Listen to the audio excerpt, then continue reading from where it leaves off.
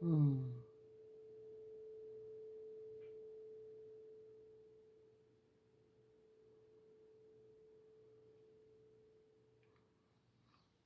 All right, let's do this.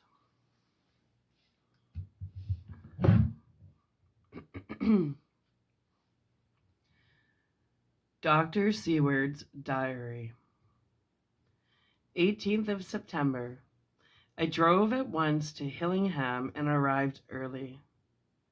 Keeping my cab at the gate, I went up the avenue alone. I knocked gently and rang as quietly as possible, for I feared to disturb Lucy or her mother, and hoped to bring only a servant to the door. After a while, finding no response, I knocked and rang again. Still no answer. I cursed the laziness of the servants that they should lie abed at such an hour, for it was now 10 o'clock, and so rang and knocked again, but more impatiently, and still without response. Hitherto I had blamed only the servants, but now a terrible fear began to assail me. Was this desolation but another link in the chain of doom which seemed drawing tight around us? Was it indeed a house of death to which I had come too late? I knew that moments, even seconds, of delay might mean hours of danger to Lucy. If she had had again one of those frightful relapses, and I went round the house to try if I could find by chance an entry anywhere, I could find no means of ingress. Every window and door was fastened and locked, and I returned baffled to the porch. As I did so, I heard the rapid pit-pat of a swiftly driven horse's feet. They stopped at the gate, and a few seconds later I met Van Helsing running up the avenue. When he saw me, he gasped out, "Then it was you, and just arrived. How is she? Are we too late? Did you not get my telegram?" I answered as quickly and coherently as I could that I had only got his telegram early in the morning and had not lost a minute in coming here, and that I could not make anyone in the house hear me. He paused and raised his hat as he said solemnly, "Then I fear we are too late. God's will be done." With his usual recuperative energy, he went on, "Come, if there be no way up to get in, we must make one. Time is all in all to us now." We went round to the back of the house, where there was a kitchen window. The professor took a small surgical saw from his case, and handing it to me, pointed to the iron bars which guarded the window. I attacked them at once and had very soon cut through 3 of them. Then, with a long, thin knife, we pushed back for the fastening of the sashes and opened the window. I helped the professor in and followed him. There was no one in the kitchen or in the servants' rooms, which we were close to at hand.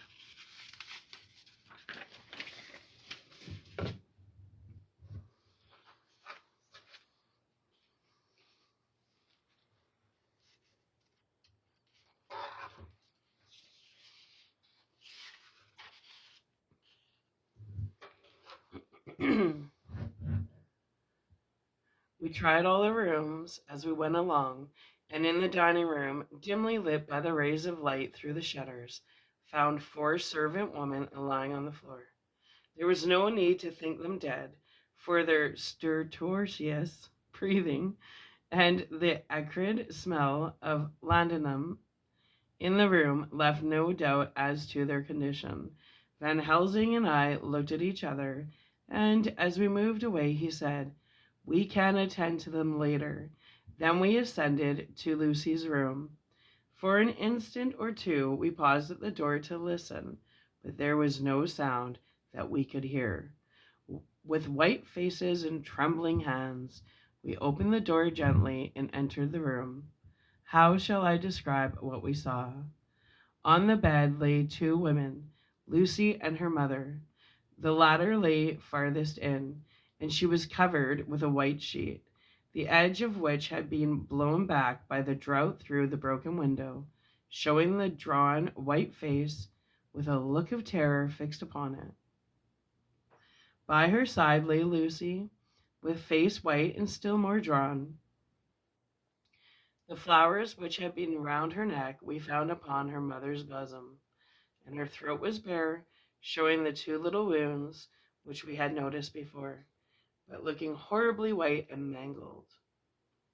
Without a word, the professor bent over the bed, his head almost touching poor Lucy's breast, then gave a quick turn of his head as of one who listens, and leaping to his feet, he cried out to me, "It is not yet too late. Quick, quick, bring the brandy."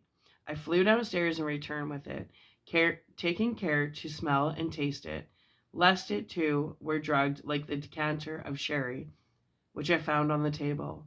The maids were still breathing, but more restlessly, and I fancied that the narcotic was wearing off. I did not stay to make sure, but returned to Van Helsing. He rubbed the brandy, as on another occasion, on her lips and gums, and on her wrists and the palms of her feet. He said to me, "I can do this, all that can be at this present time. You go wake those maids, flick them in the face with a wet towel, and flick them hard. Make them get heat and fire and a warm bath. This poor soul is nearly as cold as that bedside. She will need be heated before we can do anything more." I went at once and found little difficulty in waking three of the women.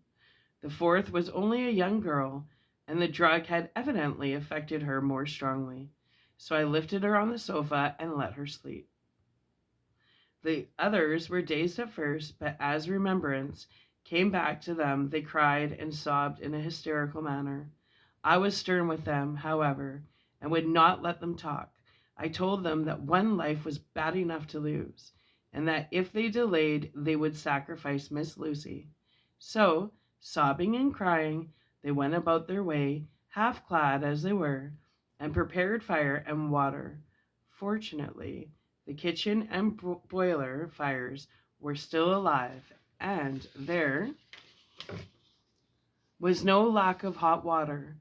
We got a bath and carried Lucy out as she was and placed her in it. Whilst we were busy chafing her lips, there was a knock at the hall door. One of the maids ran off, hurried on some more clothes, and opened it.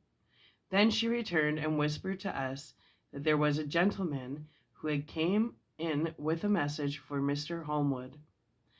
I bade her simply tell him that he must wait, for we could see no one now.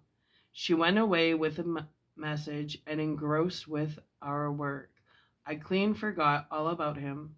I never saw in all my experience the professor work in such deadly earnest.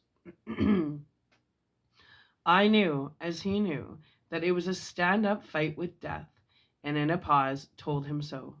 He answered me in a way that I did not understand, but with the sternest look that his face could wear.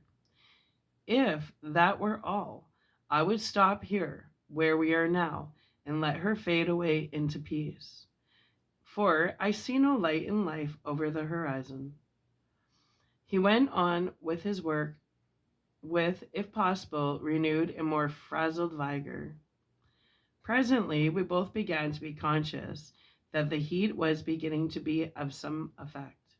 Lucy's heart beat a trifle more audibly to the stethoscope, and her lungs had a perceptible movement. Van Helsing's face almost beamed, and as we lifted her from the bath and rolled her in a hot sheet to dry her, he said to me, "The first gain is ours. Check to the king." We took Lucy into another room, which had by now been prepared, and laid her in a bed and forced a few drops of brandy down her throat. I noticed that Van Helsing tied a soft silk handkerchief around her throat. She was still unconscious and was still as bad as, if not worse, than we had even seen her. Van Helsing called in one of the women and told her to stay with her and not to take her eyes off her till we returned, and then beckoned me out of the room. We must consult as to what is to be done, he said as we descended the stairs. In the hall, he opened the dining room door and we passed in, he closing the door carefully behind him. The shutters had been opened, but the blinds were already down, with the obedience to the etiquette of death which the British woman of the lower classes always rigidly observes. The room was therefore dimly dark. It was, however, light enough for our purpose. Van Helsing's sternness was somewhat relieved by a look of perplexity. He was evidently torturing his mind about something. So I waited for an instant, and he spoke. What are we to do now? Where are we to turn for help? We must have another transfusion of blood, and that soon, or that poor girl's life won't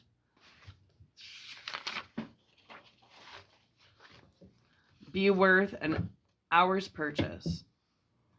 You are exhausted already. I am exhausted too. I fear to trust those women, even if they would have courage to submit. But we, but what are we to do for someone who will open his veins for her? What's the matter with me, anyhow? The voice came from the sofa across the room, and its tones brought relief and joy to my heart, for they were those of Quincy Morris. Van Helsing started angrily at the first sound, but his face softened and a glad look came into his eyes as I cried out, Quincy Morris? And rushed towards him with outstretched arms. What brought you here? I cried as our hands met. I guess art is the cause. He handed me a telegram. Have not heard from Seward for 3 days and am terribly anxious. Cannot leave. Father still in the same condition. Send me word how Lucy is. Do not delay homeward. I think I came just in the nick of time. You know you have only to tell me what to do. Van Helsing strode forward and took his hand, looking him straight in the eyes as he said, A brave man's blood is the best thing on this earth when a woman is in trouble. You're a man, and no mistake. Well, the devil may work against us for all he's worth, but God sends us men when we want them. Once again we went through that ghastly operation. I have not the heart to go through with the details. Lucy had got a terrible shock, and it told on her more than before, for though plenty of blood went into her veins, her body did not respond to the treatment as well as on the other occasions. Her struggle back into life was something frightful to see and hear. However, the action of both heart and lungs improved, and Van Helsing's made a subcutaneous injection of morphia, as before, and with good effect. Her faint became a profound slumber. The professor watched while I went downstairs with Quincy Morris and sent one of the maids to pay off one of the cabmen who were waiting. I left Quincy laying down after having a glass of wine and told the cook to get ready a good breakfast. Then a thought struck me, and I went back to the room where Lucy was now. When I came softly in, I found Van Helsing with a sheet or two of notepaper in his hand. He had evidently read it and was thinking it over as he sat with his hands to his brow. There was a look of grim satisfaction in his face, as of one who has had a doubt solved. He handed me the paper, saying only, It dropped from Lucy's breast when we carried her to the bath.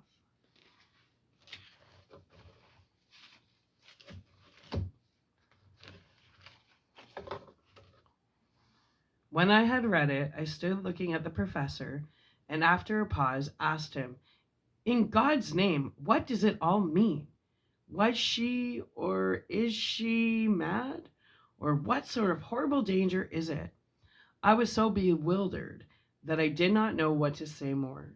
Van Helsing put out his hand and took the paper, saying, "Do not trouble about it.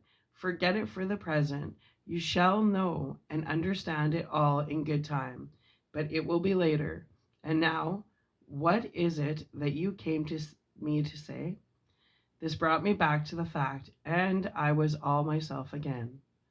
"I came to speak about the certificate of death. If we do not act properly and wisely, there may be an inquest, and that paper would have to be produced. I am in hopes that we need have no inquest, for if we had, it would surely kill poor Lucy, if nothing else did. I know, and you know, and the other doctor who attended her knows, that Mrs. Westenra had disease of the heart, and we can certify that she died of it. Let us fill out the certificate at once, and I shall take it myself to the register and go on to the undertaker." "Good. Oh, my friend John. Well thought of. Truly, Miss Lucy, if she be sad in the foes that beset her, is at least happy in the friends that love her. 1, 2, 3, all open their veins for her, besides one old man. Ah, yes, I know, friend John. I am not blind. I love you all the more for it. Now go." In the hall, I met Quincy Morris with a telegram for Arthur telling him that Miss Westenra was dead, that Lucy also had been ill, but what was now going on better, and that Van Helsing and I were with her. I told him where I was going, and he hurried me out. But as I was going, said, "When you come back, Jack, may I have 2 words with you all to ourselves?" I nodded in reply and went on. I found no difficulty about the registration, and arranged with a local undertaker to come up in the evening to measure the coffin and make measure for the coffin and make arrangements. When I got back, Quincy was waiting for me. I told him I would see him as soon as I knew about Lucy, and went up to her room. She was still sleeping, and the professor seemingly had not moved from his seat at her side. From his putting his finger to his lips, I gathered that he expected her to wake before long, and was afraid of forestalling nature. So I went down to Quincy and took him into the breakfast room, where the blinds were not drawn down, and which was a little more cheerful, or rather less cheerless, than the other rooms. When we were alone, he said to me, "Jack Seward, I don't want to shove myself in anywhere where I've no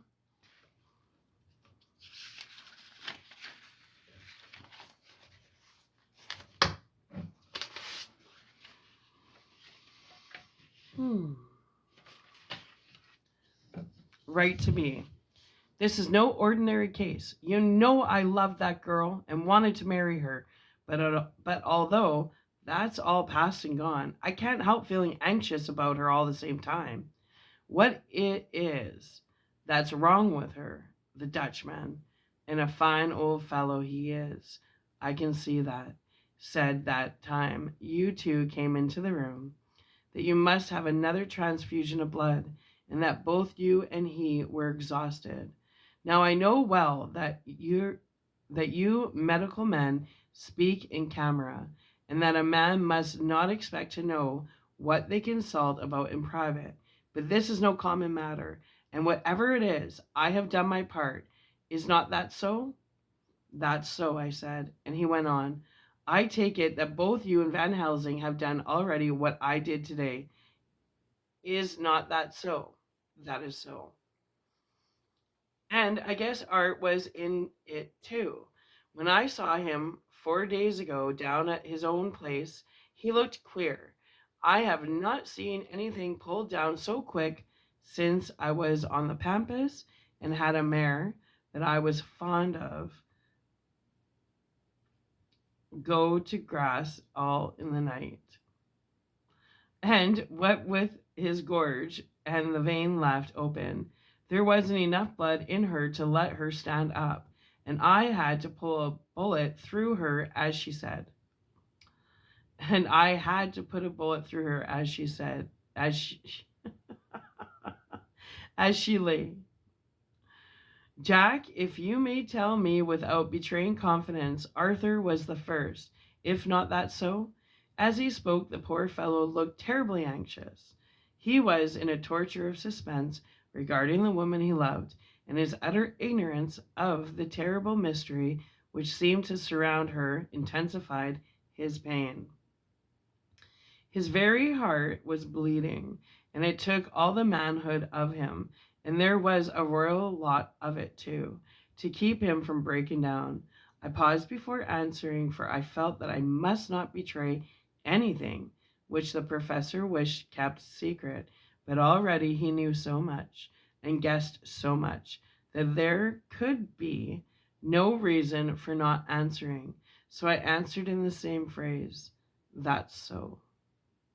And how long has this been going on? About 10 days.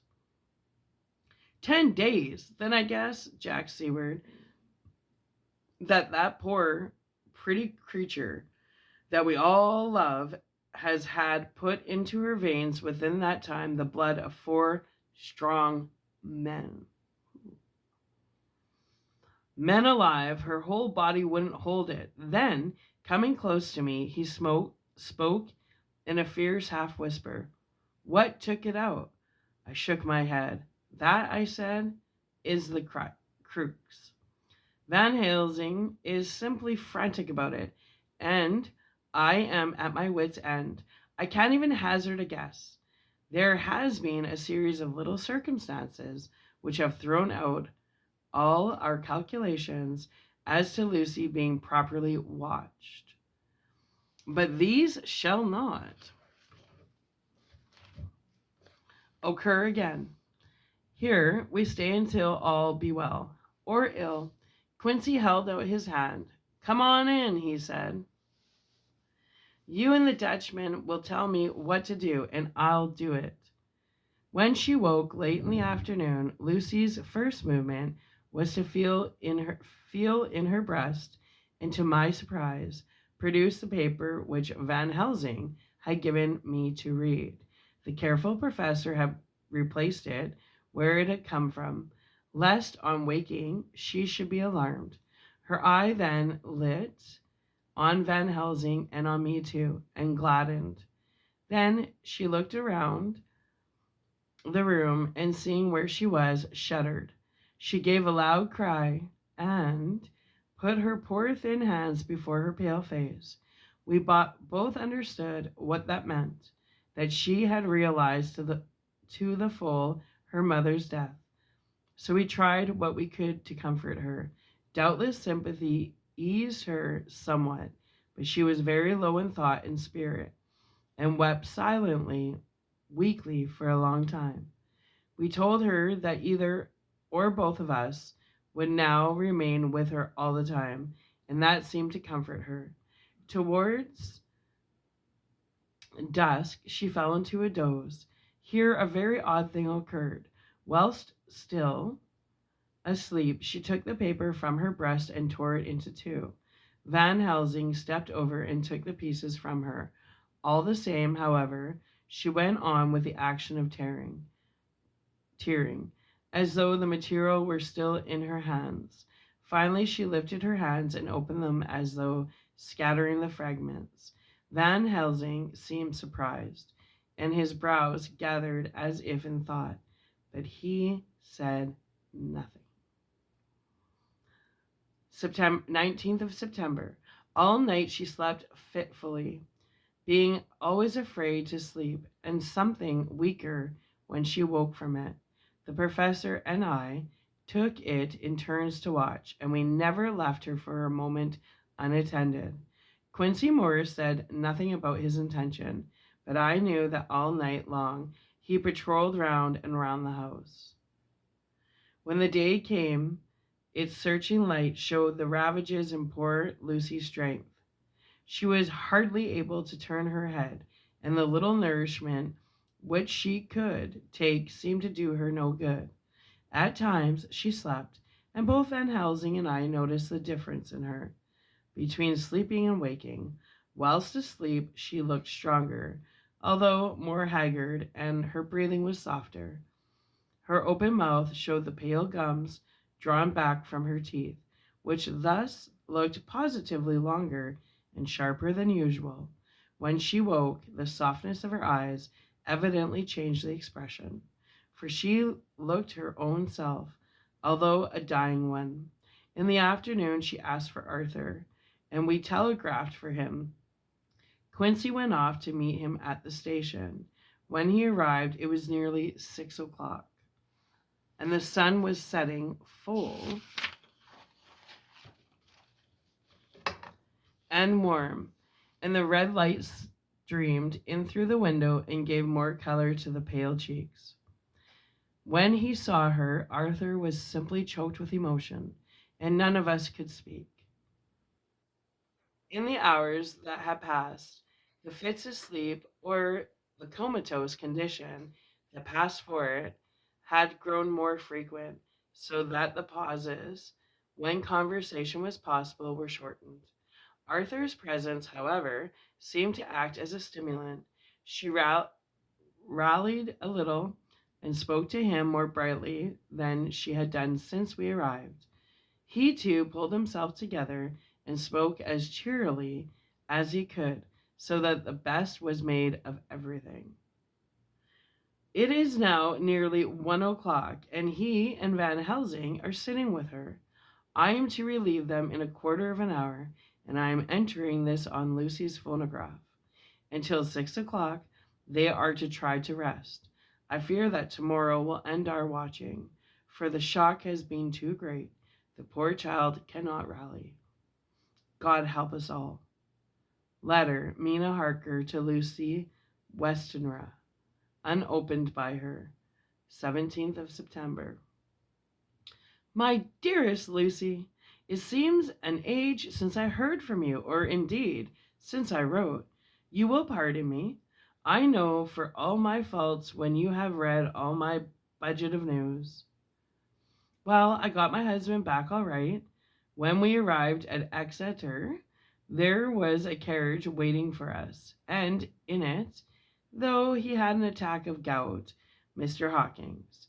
He took us to his own house, where there were rooms for us all, nice and comfortable, and we dined together. After dinner, Mr. Hawkins said, My dears, I want to drink your health and prosperity. My dears, I want to drink to your health and prosperity. And may every blessing attend you both. I know you both from children and have, with love and pride, seen you grow up, for I want you to make your home here with me. I have left to me neither chick nor child. All are gone, and in my will I have left you everything, I cried. Lucy, dear, as Jonathan and the old man clasped hands, our evening was a very, very happy one. So here we are, installed in this beautiful old house, and from both my bedroom and drawing room, I can see the great elms of the cathedral close, and their great black stems standing out against the old yellow stone of the cathedral. And I can hear the rocks overhead cawing and a chattering and gossiping all day, after the manner of rooks and humans. I am busy, I need not tell you, arranging things in housekeeping. Jonathan and Mr. Hawkins were busy all day, for now that Jonathan is a partner, Mr. Hawkins wants to tell him all about the clients. How is your dear mother getting on? I wish I could run uptown for a day or two to see you, dear, but dare not go yet, with so much on my shoulders, and Jonathan wants looking after still. He is beginning to put some flesh on his bones again, but he was terribly weakened by the long illness. Even now, he sometimes starts out of his sleep in a sudden way and awakens all trembling until I can coax him back to his usual placidity. However, thank God these occasions grow less frequent as the days go on, and they will, in time, pass away altogether, I trust. And now I have told you my news. Let me ask yours. When are you to be married, and where? And who is to perform the ceremony? And what are you going to wear? And is it to be a public or private wedding? Tell me all about it, dear. Tell me all about everything, for there is nothing which interests you which will not be dear to me. Jonathan asked me to send his respectful duty, but I do not think that is good enough from the junior partner of the important firm of Hawkins and Harker. And so, as you love me, and he loves me, and I love you with all the moods and tenses of the verb, I send you simply his love instead. Goodbye, my dearest Lucy, and all blessings on you. Yours, Mina Harker. Report from Patrick Hennessy, MD, MRCS, LK, QCPI, etc., etc., to John Seward, MD. 20th of September. My dear sir, in accordance with your wishes, I enclose report of the conditions of everything left in my charge. With regard to patient Renfield, there is more to say. He has had another outbreak which might have had a dreadful ending, but which, as it fortunately happened, was unattended with any happy results. This afternoon, a carrier's cart with two men made a call at the empty house, whose grounds about on ours, the house to which you will remember. The patient twice ran away. The men stopped at our gate to ask the porter their way, as they were strangers. I was myself looking out of the study window, having a smoke after dinner, and saw one of them come up to the house. As he passed the window of Renfield's room, the patient began to rate him from within, and called him all the foul names he could lay his tongue on. The man, who seemed a decent fellow enough, contented himself by telling him to shut up for the foul-mouthed beggar, whereon our man accused him of robbing him and wanting to murder him, and said that he would hinder him if he were to swing for it. I opened the window and signed to the man not to notice, so he contented himself after looking the place over and making up his mind as to what kind of place he had got to by saying, Lord bless you, sir, I wouldn't mind what was said to me in a blossoming madhouse. I pity ye and the governor for having to live in the house with a wild beast like that. Then he asked the way civilly enough, and I told him where the gate of the empty house was.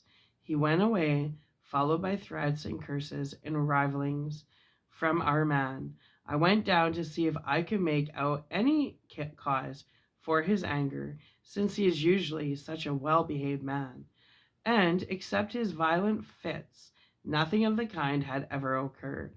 I found him, to my astonishment, quite composed and most genial in his manner. I tried to get him to talk of the incident, but he blandly asked me questions as to what I meant, and led me to believe that he was completely oblivious of the affairs. It was, I am sorry to say, however, only another instance of his cunning, for within half an hour I heard him again. This time he had broken out through the window of his room and was running down the avenue. I called to the attendants to follow me and ran after him, for I feared he was intent on some mischief. My fear was justified when I saw the same cart which had passed before coming down the road, having on it some great wooden boxes. The men were wiping their foreheads, and were flushed in the face, as if with violent exercise. Before I could get up to him, the patient rushed at them, and pulling one of them off the cart, began to knock his head against the ground. If I had not seized him just at that moment, I believe he would have killed the man there and then.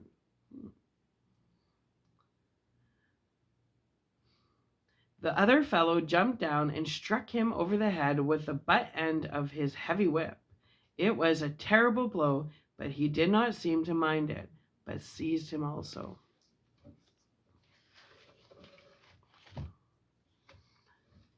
And struggled with the three of us, pulling us to and fro as we were kittens. You know, I am no lightweight, and the others were both burly men.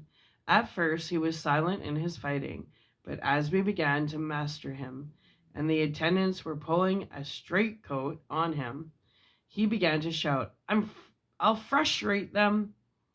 They shan't rob me. They shan't murder me by inches. I'll fight for my lord and master, and all sorts of similar incoherent ravings. It was with very considerable difficulty that they got him back to the house and put him in the padded room. One of the attendants, Hardy, had a finger broken. However, I set it all right, and he is going on well. The two carriers were at first loud in their threats of actions for damages, and promised to rain all the penalties of the law on us. Their threats were, however, mingled with some sort of indirect apology for the defeat of the two of them by a feeble madman. They said that if it had not been for the way their strength had been spent in carrying and raising the heavy boxes to the cart, they would have made short work of them. They gave as another reason for their defeat this extraordinary state of drought to which they had been reduced by the dusty nature of their occupation, and the reprehensible distance from the scene of their labors of any place of public entertainment. I quite understood their drift, and after a stiff glass of grog, or rather more of the same, and with each a sovereign in hand, they made light of the attack, and swore that they would encounter a worse madman any day for the pleasure of meeting so blooming good a bloke as your correspondent. I took their names and addresses in case they might be needed. They are as follows: Jack Smollett of Dudding's Rents, King George's Road, Great Walworth, and Thomas Snelling, Peter Parley's Row, Guy Court, Bethnal Green. They are both in the employment of Harrison Sons, Moving and Shipment Company, Orange Masters Yard, Soho. I shall report to you any matter of interest occurring here, and shall wire you at once if there is anything of importance. Believe me, dear sir, yours faithfully, Patrick Hennessy.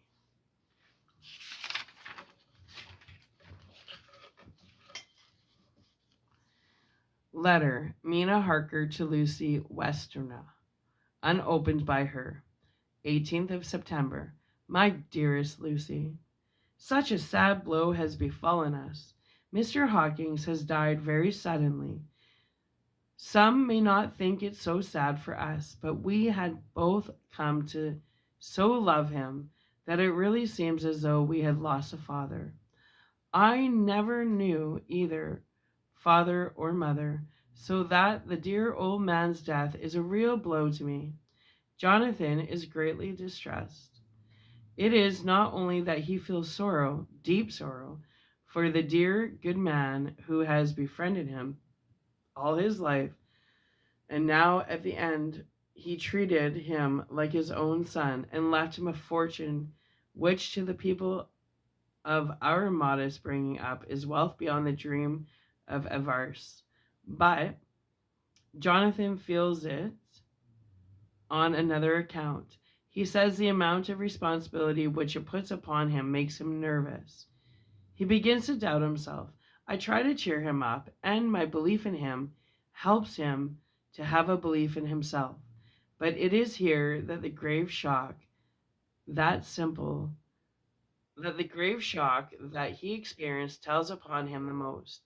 Oh, it is too hard that a sweet, simple, noble, strong nature such as his, the nature which enabled him, by our God, good friend's aid, to rise from clerk to master in a few years, should be so injured that the very essence of his strength is gone. Forgive me, dear, if I worry you with my troubles in the midst of your own happiness. But Lucy, dear Lucy, I must tell someone, for the strain of keeping up a brave and cheerful appearance to Jonathan tries me, and I have no one here that I can confide in. I dread coming up to London, as we must do the day after tomorrow. For poor Mr. Hawkins left in his will that he was to be buried in the grave with his father, as there are no relations at all. Jonathan will have to be chief mourner. I shall try to run over to see you, dearest, if only for a few minutes. Forgive me for troubling you with all blessings. Your loving Mina Harker. Dear Seward's Diary, 20th of September. Only resolution and habit can let me make an entry tonight. I am too miserable, too low-spirited, too sick of the world and all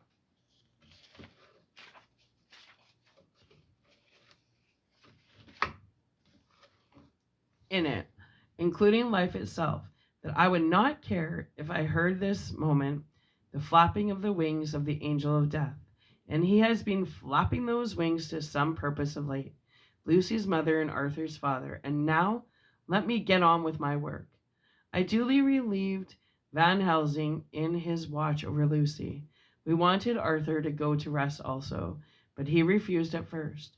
It was only when I told him that we should want him to help us during the day, and that we must not all break down for want of rest, lest Lucy should suffer, that he agreed to go. Van Helsing was very kind to him. Come, my child, he said. Come with me. You are sick and weak, and have had much sorrow and much mental pain, as well as that tax on your strength that we know of. You must not be alone, for to be alone is to be full of fears and alarms. Come to the drawing room, where there is a big fire and there are 2 sofas.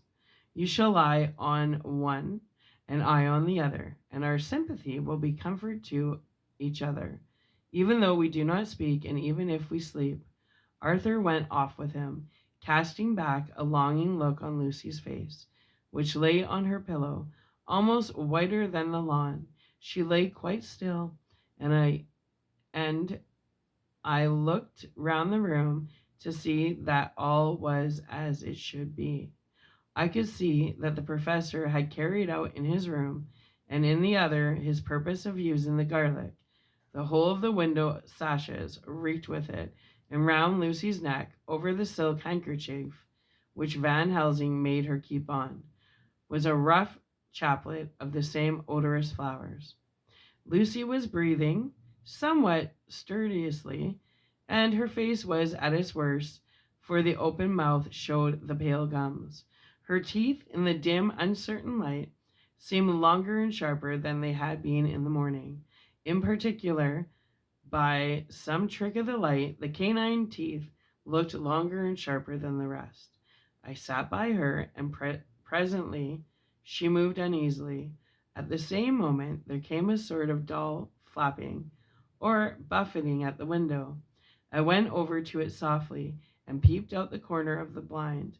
There was a full moonlight, and I could see that the noise was made by a great bat, which wheeled round, doubtless attracted by the light, although so dim, and every now and again struck the window with its wings.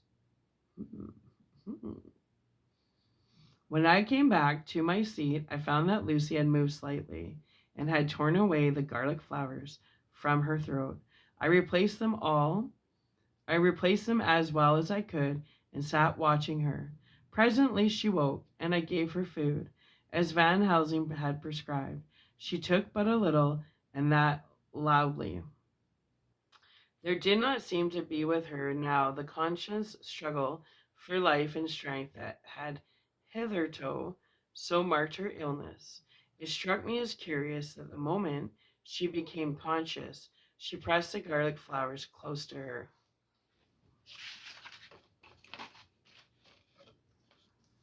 It was certainly odd that whenever she got into the lethargic state, with the stertorous breathing, she put the flowers from her, but that when she walked, she clenched them close.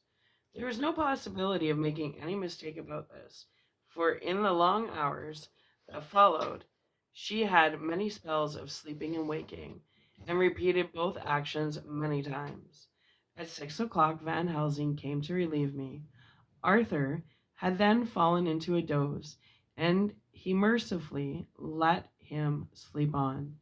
When he saw Lucy's face, I could hear the hissing indraw of his breath, and he said to me in a sharp whisper, "Draw up the blind, I want light." Then he bent down and, with his face almost touching Lucy's, examined her carefully. He removed the flowers and lifted the silk handkerchief from her throat, and as he did so, he started back, and I could hear his ejaculation. Mean gout, as it was smothered to his throat. I bent over and looked too, and as I noticed, some queer chill came over me. The wounds on the throat had absolutely disappeared. For fully 5 minutes, Van Helsing stood looking at her with his face as its sternest. Then he turned to me and said calmly, "She is dying. It will not be long now. It will be much different. Mark me, whether she dies conscious or in her sleep. Wake that poor boy and let him come and see the last. He trusts us, and we have promised him." I went to the dining room and waked him. He was dazed for a moment, but when he saw the sunlight streaming in through the edges of the shutters, he thought he was late and expressed his fear. I assured him that Lucy was still asleep, but told him as gently as I could that both Van Helsing and I feared that the end was near. He covered his face with his hands and slid down on his knees by the sofa, where he remained perhaps a minute, with his head buried, praying, whilst his shoulders shook with grief. I took him by the hand and raised him up. "Come," I said, "my dear old fellow, summon all your fortitude. It will be best and easiest for her." When we came into Lucy's room, I could see that Van Helsing had, with his usual forethought, been putting matters straight and making everything look as pleasing as possible. He had even brushed Lucy's hair so that it lay on the pillow in its usual shiny ripples. When we came into the room, she opened her eyes and, seeing him, whispered softly, "Arthur? Oh, my love, I am so glad you have come." He was stooping to kiss her when Van Helsing motioned him back. "No," he whispered, "not yet. Hold her hand. It will comfort her more." So Arthur took her hand and knelt beside her, and she looked her best, with all the soft lines matching the angelic beauty of her eyes. Then, gradually, her eyes closed, and she sank to sleep. For a little bit her breast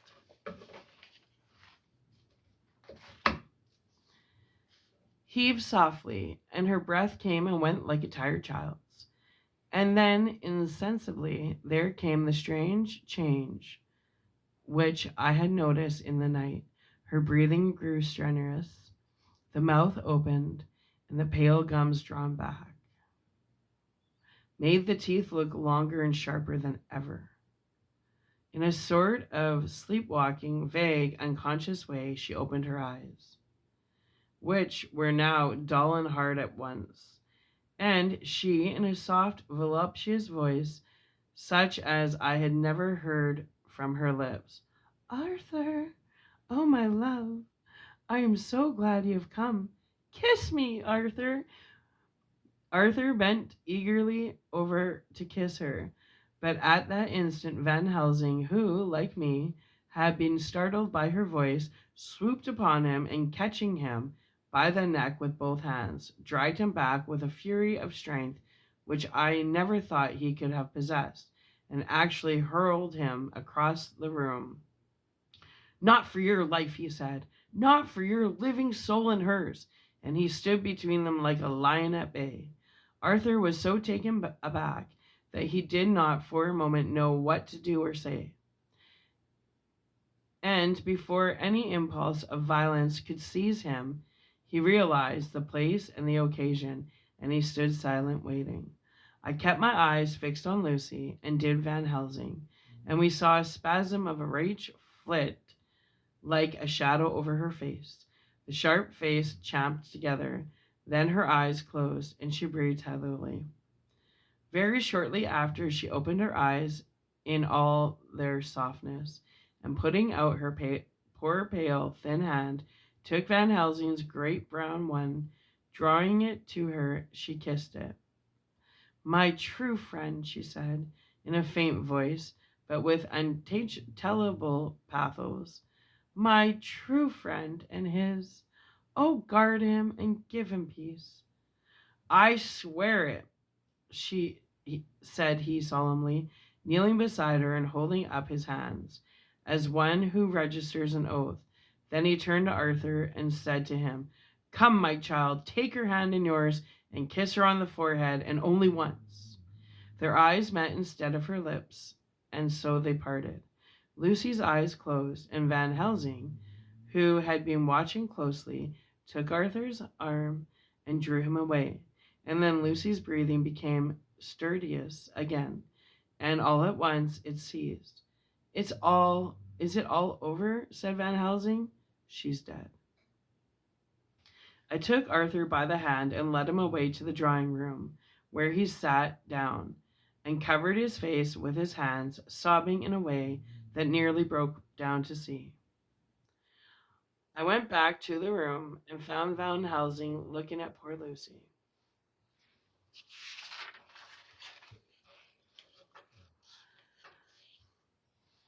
And his face was sterner than ever. Some change had come over her body. Death had given back part of her beauty, for her brow and cheeks had recovered some of their flowing lines. Even the lips had lost their deadly pallor. It was as if the blood, no longer needed for the working of the heart, had gone to make the harshness of death as little rude as might be. We thought her dying whilst she slept, and sleeping when she died. I stood beside Van Helsing and said, Ah, well, poor girl, there is peace for her at last. It is the end. He turned to me and said with grave solemnity, Not so, a lie, not so. It is only the beginning. When I asked him what he meant, he only shook his head and answered, We can do nothing as of yet. Wait and see. Ooh. Now it's getting good. Okay. Sweet.